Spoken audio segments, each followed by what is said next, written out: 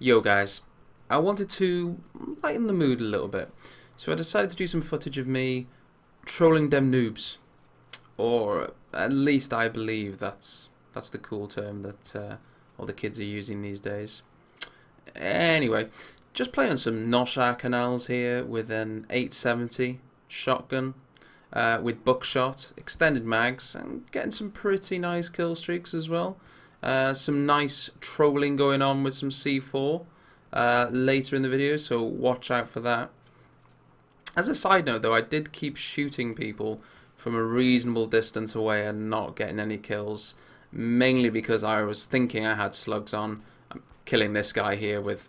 I was missing it on purpose, obviously.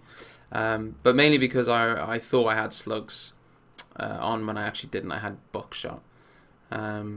So there we go. There's a newbie error. Now, I don't really use shotguns at all.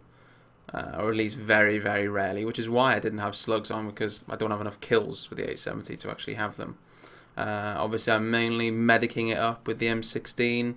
But every now and again, it's pretty good to go on a bit of a troll. Get some C4 out. You know, annoy some people. The kind of things that happen to you. The kind of things that happen to me that annoy me on Team Deathmatch. Getting killed by C4 is pretty annoying. So it's nice to return the favour every now and again. So today I wanted to talk a little bit about mod support for Battlefield 3 and mod tools in general, and get your views and thoughts on them, or the lack of them, more to the point. First, I'd like to quote something though from DICE General Manager Carl Magnus Troedsen. He says, DICE were afraid of all the things that could come with the releasing of the code, including hacking exploits. And that's one of the reasons he says they did not release mod tools for Battlefield 3. Well, I appreciate that news, Carl, and thank you for informing us of that. But in case you hadn't noticed, cheaters gonna cheat, bro.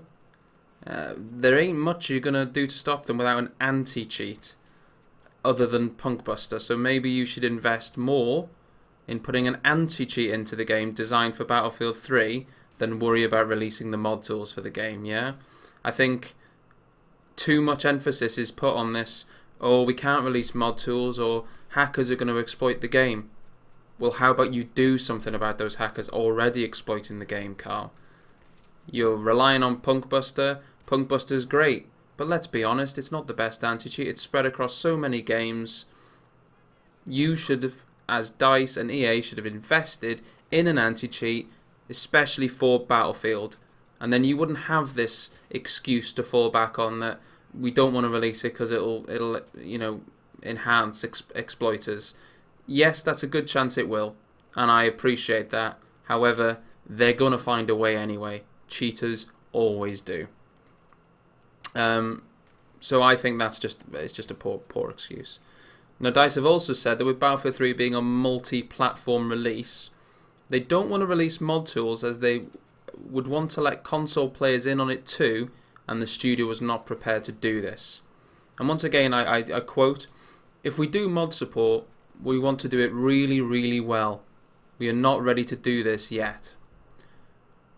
Well, to me, it's just absurd. I mean, I'm reading between the lines. My opinion is that they simply don't want to do it because they believe that their mass market console fans will get annoyed that the PC community had mod tools and they didn't. That is what it boils down to me. You can't say we're not going to do it for PC because we can't do it for console. Well, why? Why not? Why would you not at least want to enhance one of your consoles or platforms, I should say? So that's another ridiculous excuse from good old Carl. To me, the addition to the game that mod tools could bring and the creativity it will release in Battlefield fans just can't be measured. Let's just think about the amount of content that could be released and the amount of creativity if Battlefield fans could get their hands on mod tools and use this phenomenal engine to actually do some other stuff as well. It would be fantastic, but I can't see that happening anytime soon. Now, let's not forget though for a second, it's not all DICE's fault. You know, EA are to blame more than DICE probably, because I think it all boils down to money at the end of the day and what EA actually want their team working on. And mod tools isn't one of that. It isn't one of the things they want people working on because it doesn't bring in any revenue. They want their team working on DLC. They want their team working on Battlefield 4. This is what's going to bring them in the money. They want their team working on shitty little camos so they can put in premium packs to say that there's loads of content in it. Because again, that will get them some money. And that's why they don't want people working on mod tools. Now, I don't think that they should or would do this, but what if they release mod tools and charge for them? I bet a crazy amount of people would buy it. They wouldn't be happy, and they would moan the internet into almost collapse, but they would buy it nonetheless, just like premium. People moaned about premium, myself included. I ended up buying the thing though. So, you know, if they said, listen, okay, we're going to do mod tools, but we're going to charge for them. It's going to be $20. People would complain. They would say it was wrong. They would list all the other companies that does it for free. But in the long run, they'd be happy about it. They would be happy that they had mod tools for sure, and they would probably buy it. And I just think that is something that they won't do, but it is something that, you know, is something that they could do. For me, Valve got it just right with their mentality. I think they released one of the most powerful video tools they can, and a tool that they use for all their trailers and footage in the form of Source Filmmaker. They didn't ask for anything. They weren't asked for the tool. You know, people hadn't pestered them for the tool, but they just said, "Here you go, guys. Make some cool stuff with this. You know, see what you can do." You know, and Valve knows full well that so much of the awesome content in gaming comes from gamers themselves and their creativity. Not only that, but they've been working directly with some modders from PlagueFest.com so that their zombie mod for the yet unreleased CS Global Offensive can be ready for when the game actually ships. And they've been helping these guys do that. You know, and not a lot of gaming companies do that.